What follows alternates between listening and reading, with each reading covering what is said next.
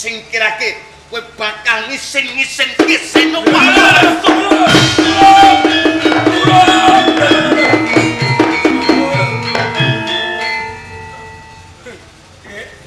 Adik. Mriki Adik. Kula nyuwun tulung, Dik. Pakde kakek amun. Ampun ngamuk, Adik, ampun ngamuk. Kula lajeng dipateni wong kula njaluk tulung nggih. Pateni ben rampung perkarane. Rasa nangis. Tulungi nggih. Iya. Atur nuwun.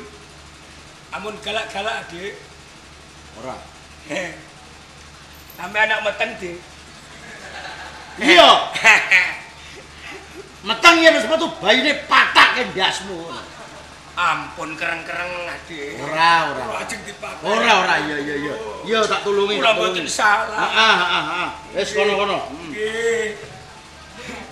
Sanya kok paring dawuh patel ono. Alah sampeyan jare Ora. Jare nulungi kok malah aja. Ampun mangali-ngali rak sudete waduke. Aja. Sandoko paring dawuh. Sing perang kuwi prajurit Trajumas karo Parang Kencana. Nggih. Ning ya kene sing arep kok pateni dudu prajurit saka Trajumas nanging bocah sing klemak-klemek ngidak gedang goreng ora pendeng. Nyek banget. Ora. Jalaran Kanoman menika ingkang wani tantuk lawung lan perkarane Sancaka. Meh kemawon Senopati kalih cacahipun Senopati wadon saking Trajumas saged kula tingkes, saged kula pikut bari kula suwanaken wonten ing Parang Kencana. Nanging emane wonten Kanoman ingkang ngrambul perkawis menika teman Senopati kalih saged uwal saking tangan kula, Pak. Sumendho Sawatara. Nggih. Jenenganmu kuwi sapa? Kowe iki bocah saka ngendi? Isih duwe wong tuwa apa ora? Matimu kapan?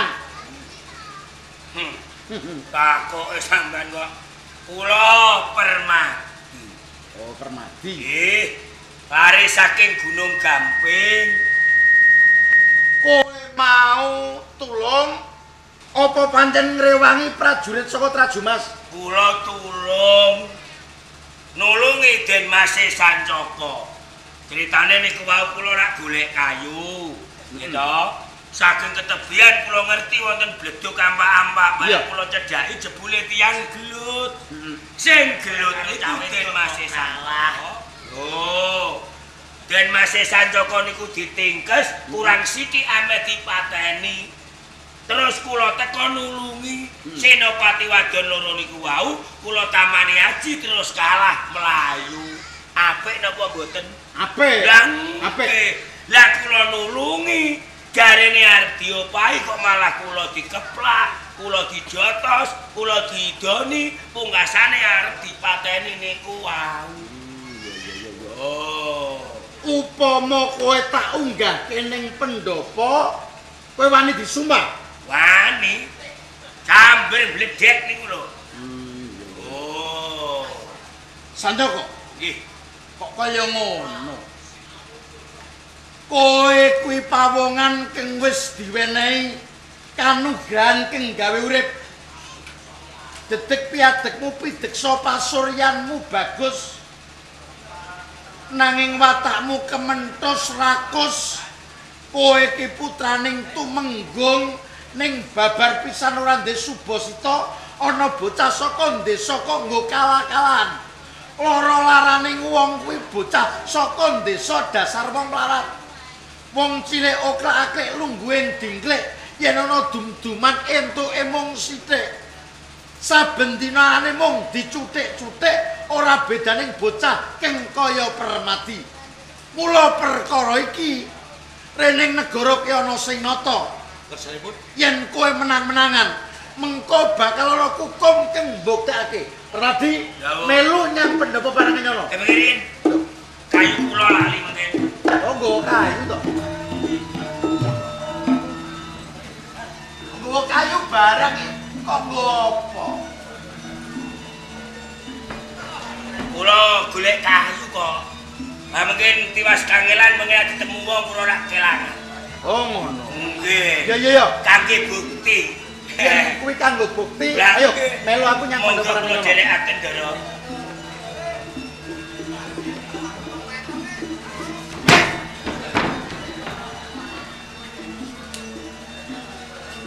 Ciloko.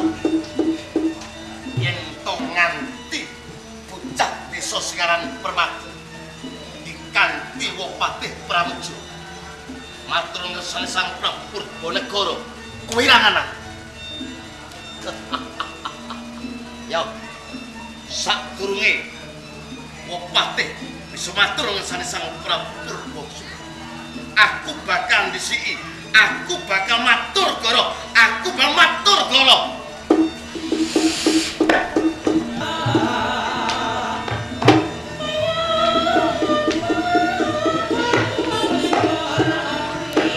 Paman Temenggung Braja Wiguna Dawuh dalem sinuwun. Basuki sowan mono ing pendopo Parangkencana. Pangestunipun ingkang sinuwun boten manggih aral setunggal menapa namung bekti kula katur. Ingsun tampa mung puja pangestuning suninggal sira tampa. Kula tampi mugi ndadosaken jimat Ngranti tekane putramu Raden Sancaka ing nalika semana sing ingsun utus keng supaya mbalikake prajurit saka Kabupaten Trajumas nganti saiki durung ana kabar apa-apa. Apa pancen dheweke entuk kamenangan, apa pancen dheweke iki kalah ora bisa mbalikake prajurit Trajumas. sinuwun. Ampun anggadhahi raos waslan sumelang pun pitados kali anak kula Sancaka. Jalaran menawi panjenengan ngertos tandangipun anak kula Sancaka. Wah, meletik tanpa sotang, mabur tanpa lar. Tandangipun anak kula Sancaka. Jitos siji mungsuh 100. 100 kalah menang siji anak kula Sancaka sinuwun. Nek pancen pratelane kaya ngono, bisa gawe kuncarane negara Parangkencana. Mergo satriya ana ing negara Parangkencana iki putramu sing ingsun agul-agulake. Nggih.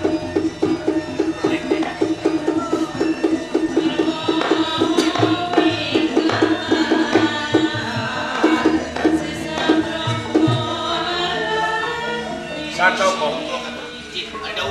sliramu wis suwan ana ing pendopo Parangkencana.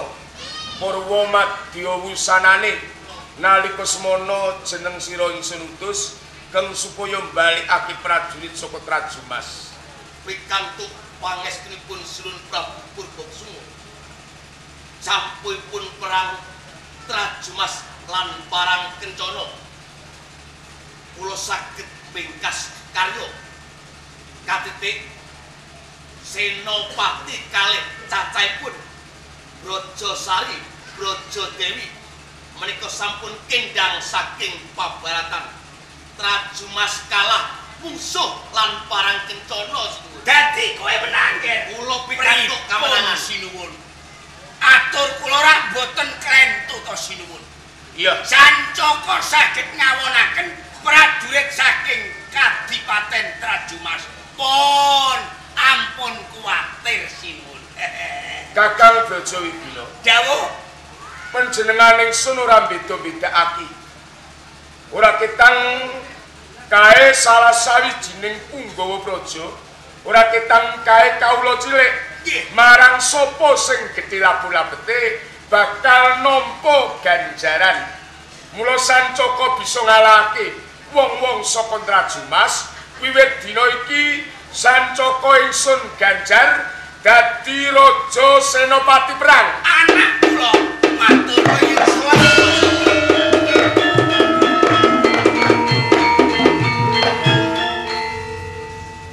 Kakang Pramuja Paring dawuh. randhat sowanira ana ing pendopo Parangkencana. Semune arep darbi atur apa kang dadi aturmu, Kakang? Punten dalem sewu, sowan kula radirandak awit kathahipun pakaryan. Ning sasampunipun kula minggah wonten ing Pendhapi Agung, sinuwun Prabu paring ganjaran kaliyan Sancaka putranipun tumenggung ingkang minulya Braja Wiguna. Kuwi bener. Lajeng labuh labetipun Sancaka tumrap negari wonten ing Parangkencana menapa sinuwun? Apa Kakang Pramuja durung ngerti? Nganti panjenengan ingsun ganjar Raden Sancaka merga dhewekne gedhe labuh labete tumrap negara Parangkencana. Dhewekne bisa ngalahake prajurit saka ing Kabupaten Trajumas. Mula dhewekne wajib nampa ganjaran gelar Senopati Agung ana ing negara Parangkencana. Punten dalem sewu sinuwun. Panjenengan menika kirang taliti. Sampun ngantos gega dhateng aturipun Sancaka ingkang dipun kiyati dening tiyang sepuhipun Braja Wiguna. Matur ingkang tanpa bukti menika nami matur ingkang ngaya-wara. Panjen saestu menawi tiang-tiang Trajumas sampun nilaraken saking pesanggrahan ingkang ateges sampun wangsul wonten ing negari Trajumas, nanging kendangipun tiang Trajumas boten saking Raden Sancaka nanging saking tiang sanes. Wong liya leres sapa sing bisa ngalahake prajurit Trajumas? Ingkang saged konduraken prajurit Trajumas lare saking Karang Pradesan ingkang nami Permadi sinuwun. Sinuwun. Braja Mangke Wiguna. rumiyin. Mas Patih panjenengan iki aja duwe rasa dapen kemaren jrengki serai jail metake. Sampeyan iki nek ana kancane arep nampa rejeki kok lara atine. Ingkang saged nyawonaken prajurit Trajumas niku cetha anak kula Sancaka. Lho panjenengan kok matur. Ingkang saged nyawonaken prajurit Trajumas bocah desa ingkang nami Permadi. Sampeyan niku nek ana kancane arep nampa rejeki kok atine lara, atine mangkel. Braja Wiguna, Kula sing dadi pengawase perang kuwi Braja Wiguna apa Patih Pramuja? panjenengan Yen kowe ngakoni yen aku kuwi dadi pengawase perang, mongko sing weruh kedadian nyang peperangan kuwi ora kowe, aku weruh pribadi ora nyilih marang mripating wong liya. Yen Sancaka kuwi ora bisa ngendarat wong-wong saka ing Kabupaten Trajumas. saniki pundi kula percaya nek panjenengan boten saged mujudaken Permadi ingkang saged ngawonaken prajurit Trajumas. Iya ora nggih? Nggih, Mo. Leres, Mo. Kakang Pramuja, Paring dawuh sinuwun. yen pancen kaya ngono ingsun ngersakake sowane Permadi bocah saka desa kang bisa ngalahake wong-wong saka Trajumas. Mesti dawuh.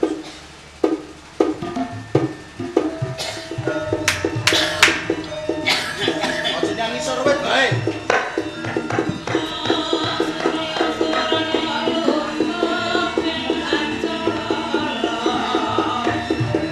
Pur, Wis nyang pendoparuh. kula ngenteni nganti kesel. Mun sampean timbali nun sewu bedak kene iki. Wah, kesele boten jamak kula. Koplak. Edan. Wis ora tatanan babar pisan. Kakang Pramuja, Cuma itu bisa. Paring dawuh sinuwun. lho ingsun iki ratu kok ora kajen iki piye? Ingsun kok dikon nggawa kayu. Permadi. Lho iki piye mangkep apa aku iki? Lho, kula kan bedake sejelok kula kesel. Lho rumangsamu aku iki sapa? Nun sewu. Walah, kula kesele mboten jak, Pak.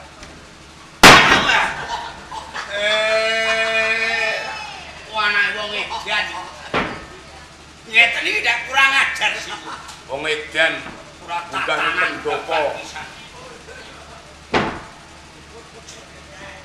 Kakang Pramujo, paring dawuh Sur. apa kae pawongane sing bisa ngelaki prajurit Prajumas? Kapolo leres katuran dangu piyambak. Gus, Dawuh, jenengmu sapa? Permadi, Bocah saka ngendi? Gunung Gamping. Saka desa Gunung Gamping. Nggih. Apa bener kandhane Kakang Patih Pramujo nek sliramu iki sing bisa ngalahke prajurit saka Kabupaten Trajumas? Leres. Bener tenan? Oh, ngeten lho, Nggih. ceritane ngeten.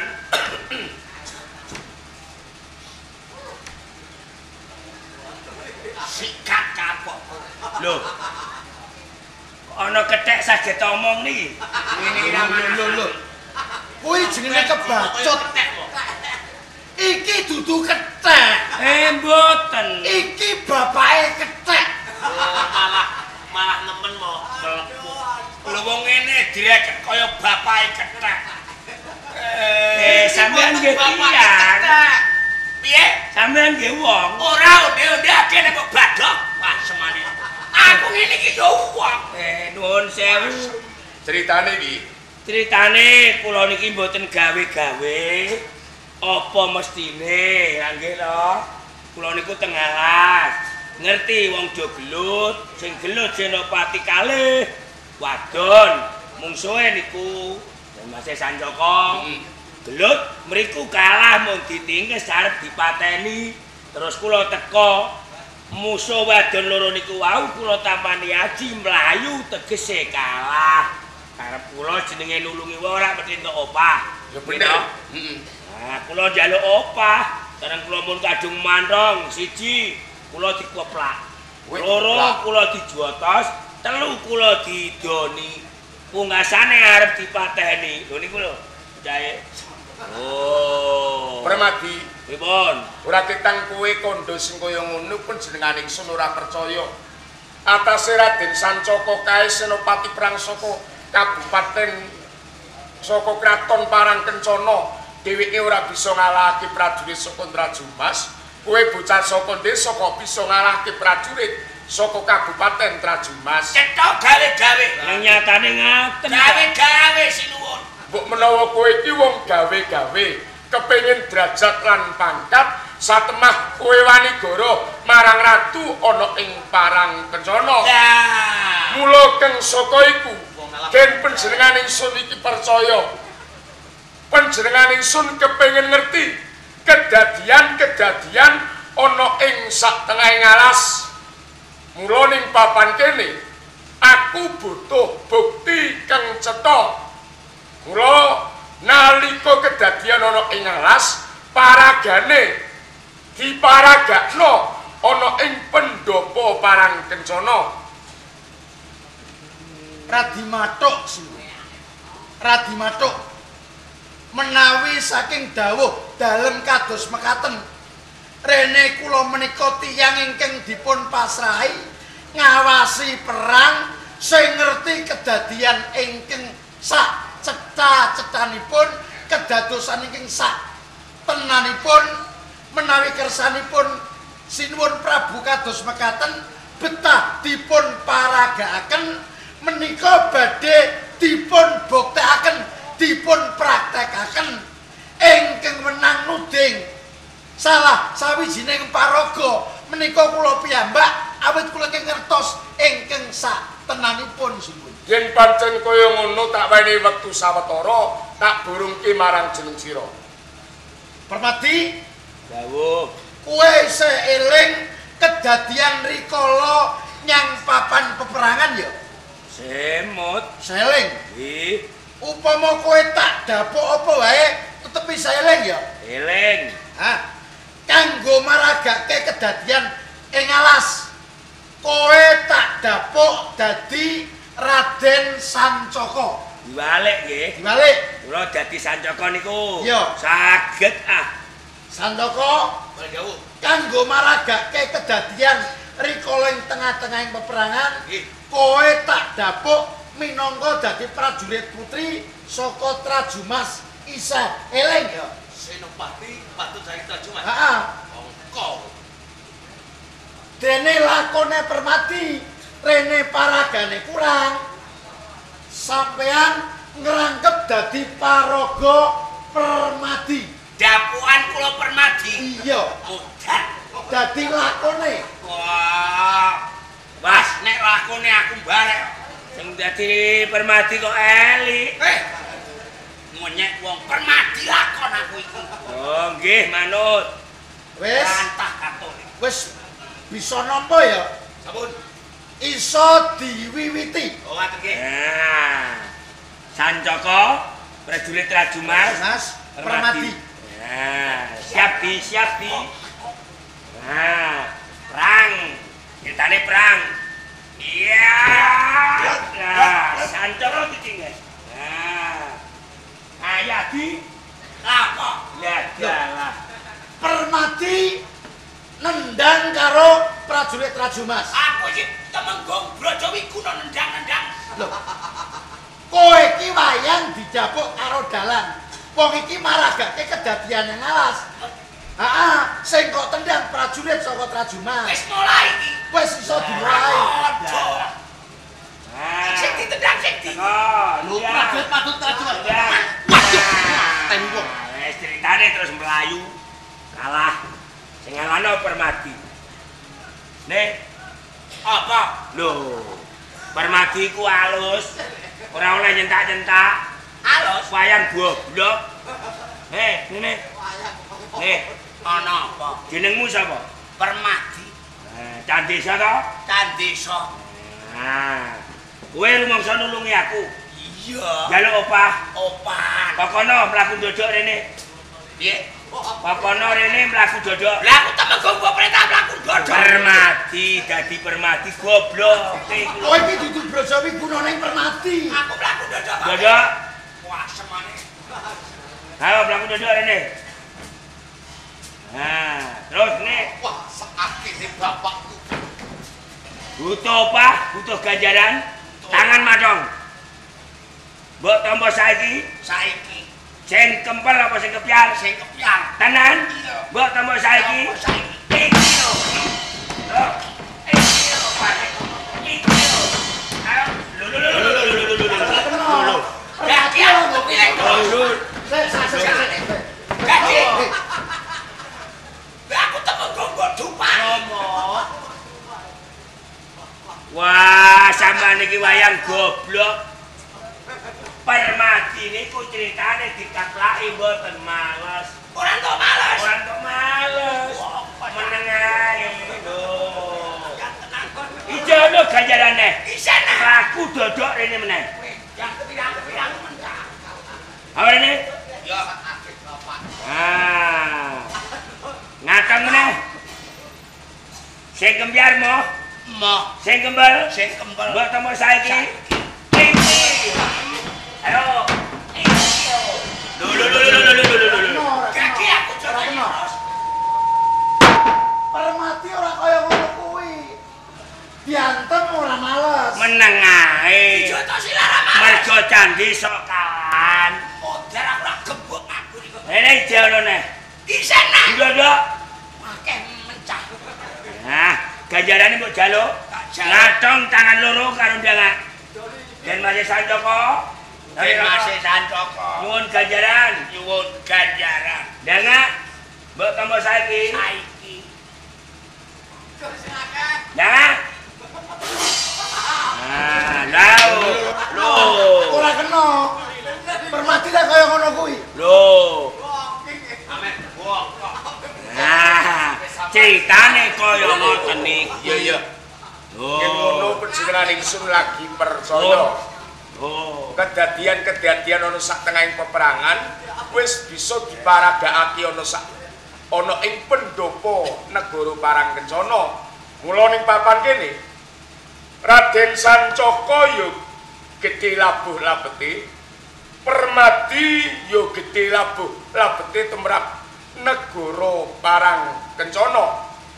Mula ganjaran sing ingsun paringke marang si Raden Sancaka, gelar Kasenopaten tak jabel.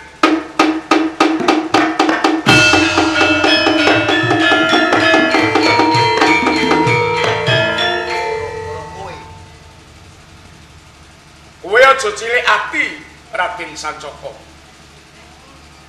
Sawise gelar Kasenopaten ingsun jabel, sliramu bakal ingsun lironi ganjaran sing luwih gedhe. Lajeng lirunipun napa sih? Raden Sancaka karo Permadi bakal ingsun ganjar putri Purbaningrum ya putraning sun. Kula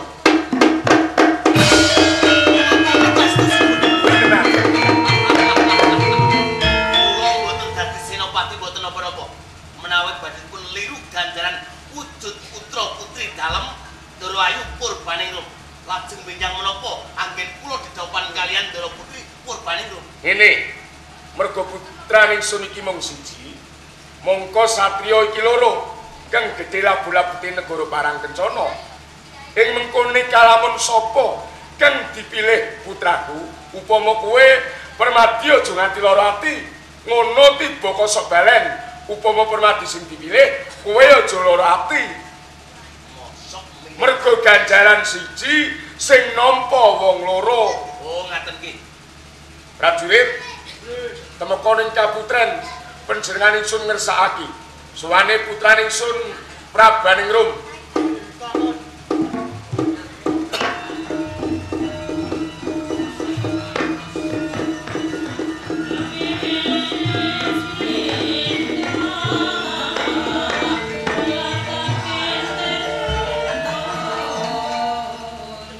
Prabaningrum.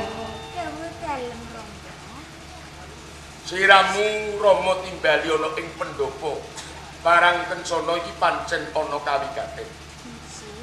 Kawigaten ngenani bab katentreman negara Parang Kencana. Kae lho, Nduk. Ana satriya sak kembaran kang gedhe labuh labete tumrap negara Parang Kencana.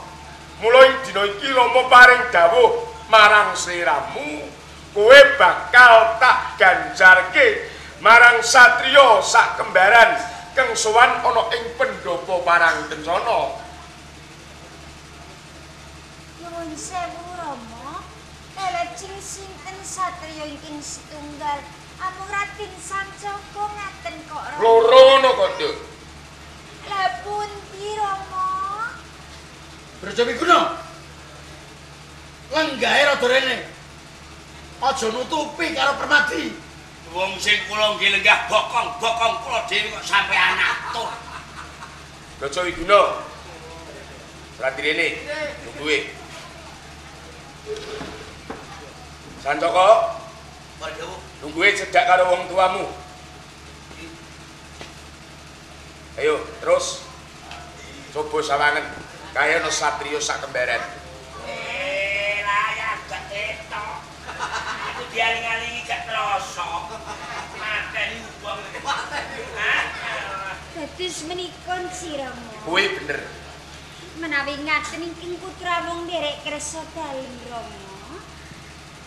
Nanging bingung sanget yen kula milih pramila wonten pendhapi agung menika, kula badhe ngawontenaken sayembara pilih setunggal antawisipun setunggal kula aturi tindakan ing mangkinipun badhe kula candra Rama. Yen pancen karepmu kaya ngono, ya ora apa-apa.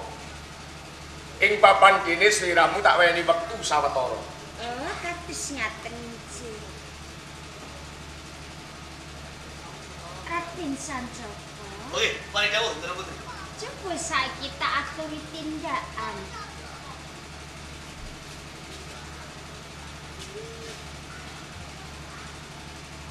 Nyuwun suwuk. Nyuwun suwuk. Ben pun kula dipilih. Jaluk tak suwuk ben Nggih to. Ayo Wong salah wong salah. Kuare goblok. Sing njaluk juwo iki kowe malah sing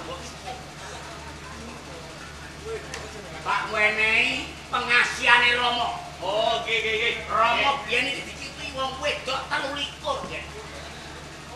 19 napa 23? 19 iki togelem. Tirokno Rama. Nggih. Ingsun amatek ajiku. Ingsun amatek ajiku. Aji tiratiri. Aji tiratiri. Asale menungso saka banyu suci. Saka banyu suci. Mlebune saka sela-selaning ati. Mlebune saka sela-selaning ati. Nek tumiba ning lemah gegilani, Nek tiba ning lemah gegilani. nek mlebu weteng dadi bayi. Tirokno iki Nek mlebu weteng dadi bayi. pengasihan. Ngasihan iki mo. Tidak weni duwe kekuatan. Ben kowe mlaku kuat iso gagah saenggo iso dipilih. Nggih niku sing kula arep. Aji alas kobar. Aji alas kobar. Ingsun amatek aji alas kobar. Ingsun amatek aji alas kobar. Ngarep omah jenenge latar. Yo pun suwe, Mas. Ayo tikono. Ngarep omah jenenge latar. Sikil pitik jenenge cakar. Wiwit biyen Bantah terus kowe. sikil pitik jenenge cangkar. Kembang klopo jenenge manggar. Ayo tikono. Kembang klopo jenenge manggar. Masjid cilik jenenge langgar. Pun suwe. Ayo tikono. Masjid cilik jenenge langgar. Sopo ngombe baikon mesti modal. Ayo. Sapa ngombe baikon mesti modal. Mandi. Kelomo. Pelaku gen Kita nuliti Dara Putri. Suane Romo mesti mati. Loh, pengasihane Rama tes canggung ya.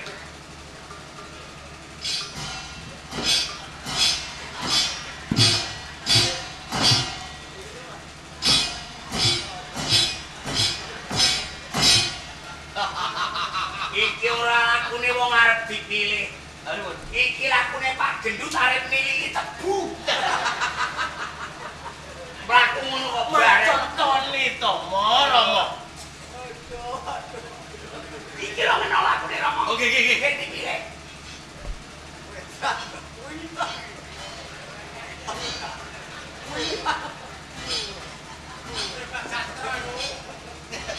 Menyang.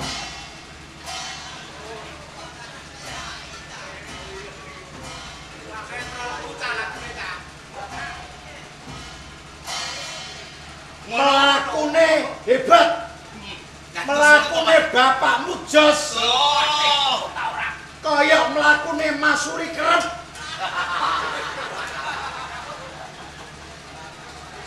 nyuruh medal sepisan melih, Dara Putri. Kaya lakune Rama. Oke.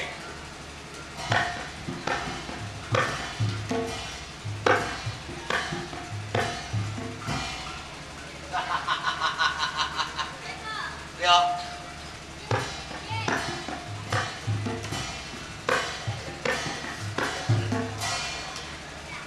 Ya iku ya pe. Iku mau mlakune dasar pajak. Apa lae wong Patih Pramuja? Saiki sing siji kae. Coba saiki mlaku. Ora. Kirien.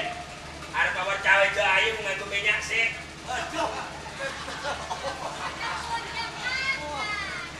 Minyakan riyen ben wangi.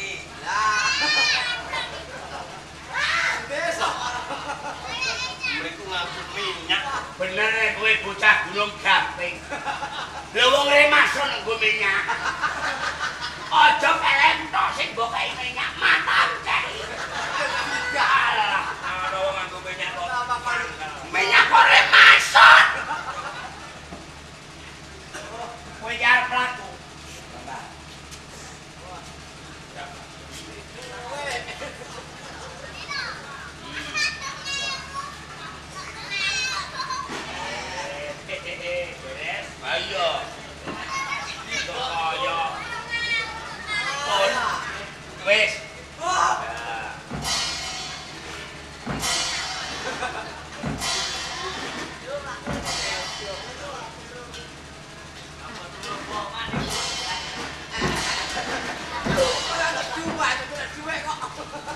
Permati. Iki aja ngisi-ngisini. Rikala nyang peperangan, aku weruh kowe iki mlakumu jejeg nganti tajak nyang Pendopo Agung Parangkencana. Mlakumu kuwi jejeg ning yo kene mlakumu dadi ganti kaya ngono. Ora diopahi. Lho, diopahi sapa? Dibom 2000. Dibom 2000 kok glebak aku.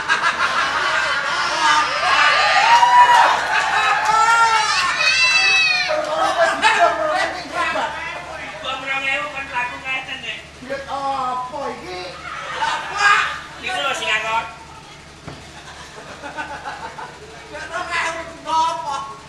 Lampah, menapa majenipun nggih Dharapati? Kudune kaya ngono. Ora lah, lakuke bejo kok. Baleni ya. Lho. Kang Suli nggih.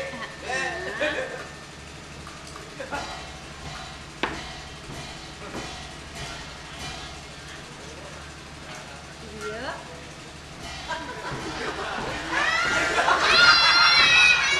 Wih, lakune cah kaya kami tuar kolangan bensin.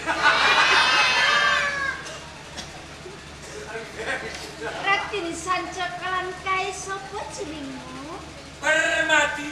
Ini maju. Iki lho Putri. Iki.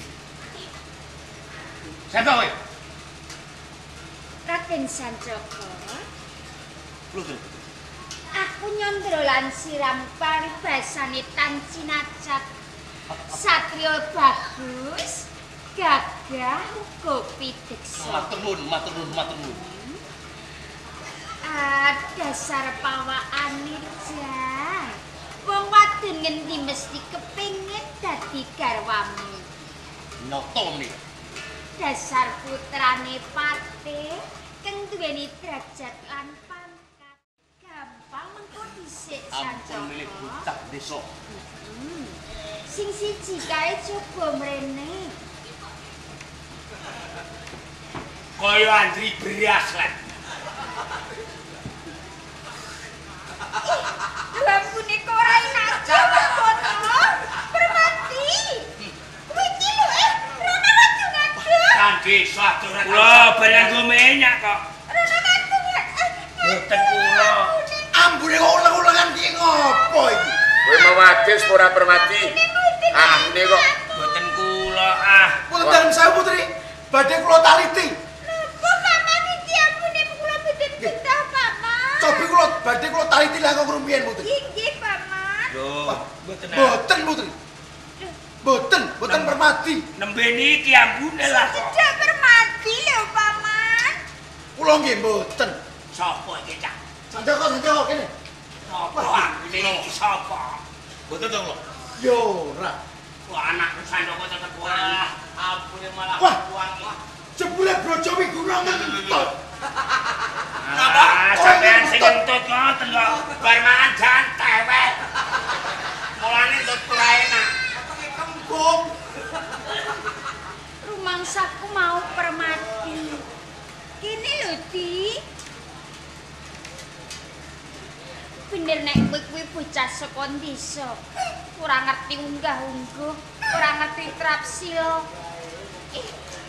Bener nek bocah saka desa, coba aku ndelengin tanganmu. Tangan kok kaya ngono. Gedibel. Tangan kok kapale semono gede-gedene. Aduh gedang-gedang kluthuk ki lho tanganmu. Kula wong sugih, Lho kok wong sugih. gadah kapal kathah lah niki. Nek kapal nek tinggo miyang ning segara ngono kuwi jeneng wong sugih lah wong kapal ning tangan kok ya. Luwe-luwe nek aku nyawang sikilmu mati. Sikil kula gene. Sikil kok jeber-jeber kaya sikil bebek ngono terus Permati. Jeber kaya sikil bebek. Malah kebeneran. Kaya udan dalane lunyu mboten mikir kepleset. Set kaya ning cakram. Rono ngaduh. Lombong. Alah, arep ora kepilih aku. Wis lah, ora kepilih lah. Loro wani tipul paling lho. kebak ing pangalem lan yen kowe dina ora ngarep kowe dipilih dipaiti. Pilih yo apik ora yo apik. Raden Sancaka. Mari dawuh Rai. Kancing Rama. Ya piye Prabaningrum? Sancaka lan Permati bentenipun tebih sanget. Menawi Raden Sancaka menika gagah bagus pitiksa. Ning benten kalian Permati.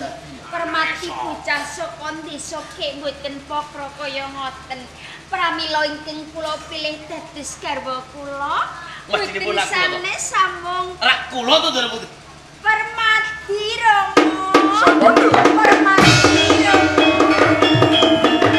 Kok piyambak sepisan malih Ndara Putri. Permati nopo Sancaka? Permati. Permati Allah dalah. Permati. Kowe kok meneng ae Permati. Lajeng paksul mawon Permati.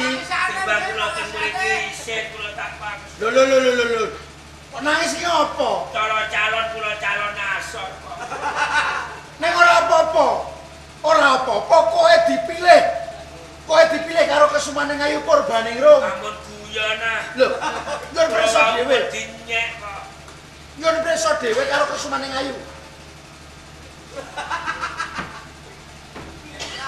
Niki cethane pripun? Sing tak pilih sampeyan kok, Kakang. Sing sampean pilih kula. Heeh. Saestu. Iya. Ora bareng koyo Atur nuwun. Oh iya. Heeh. Iya. Atur nuwun.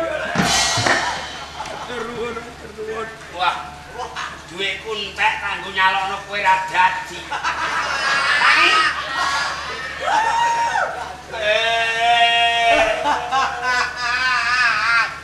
Wow. Dupak kangkep pisan malah. Kene isi wong. Alah bondo tek ora dipilih. Permati. Dawuh dalem sinuwun. Cetha lan gamblang nek kowe kang dipilih putraning Sun Prabaningrum. Mula ing dina iki panjenenganing Sun ya ora wirang, ora isin, ora ketang panjenenganing Sun iki ratu. Duweni putra mantu bocah saka desa. Malah kapara mangka penggalih ingsun. Mula keng saka iku cimen sakabing para kawula ana ing negara Parangkencana ngerti nek sliramu dadi garwane putraning Sun. Mula ing dina iki kantinen garwamu mubeng alun-alun negara Parangkencana pamerke kawula ana ing negara Parangkencana. Bareng nyuwun pamit. Nyuwun pamit. Oh iya. Nyuwun. Ayo diajeng kowe tak gendong. Ayo, Kakang. Mateni wong abote. Aduh. Ampun sawang. Sampun. Ya sing ati-ati.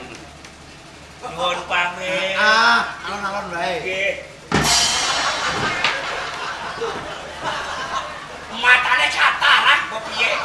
Ora ana wong iki kok ditabrak pas maneh. Sampeyan gak pinggir kok. Ora ngerti.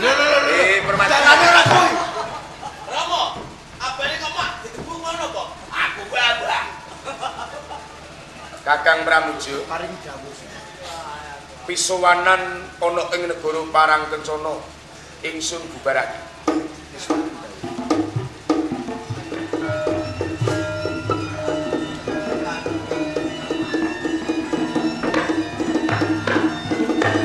Sampeyan iki dadi dukun ning ora mandi.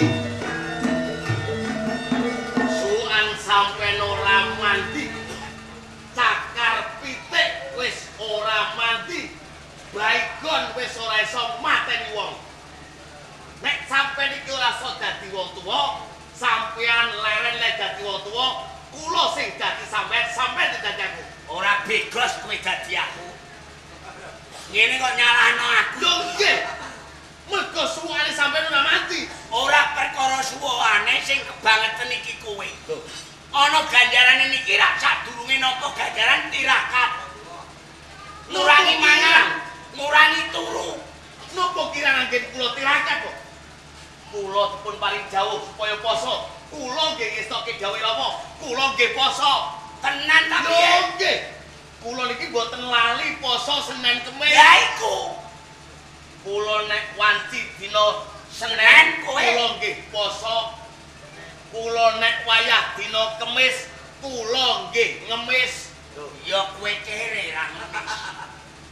Tegese poso Senin Kemis. Lah, Senin iki ya ora mangan, Kemis ya ora mangan iki jenenge poso Senin Kemis ya lesu.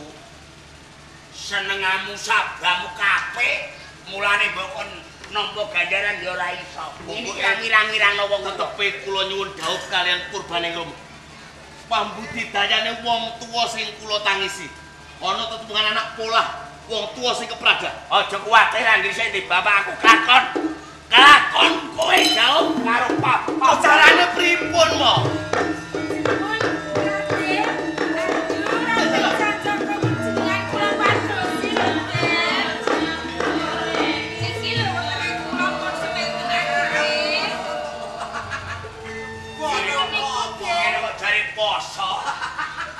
Poso ngene iki.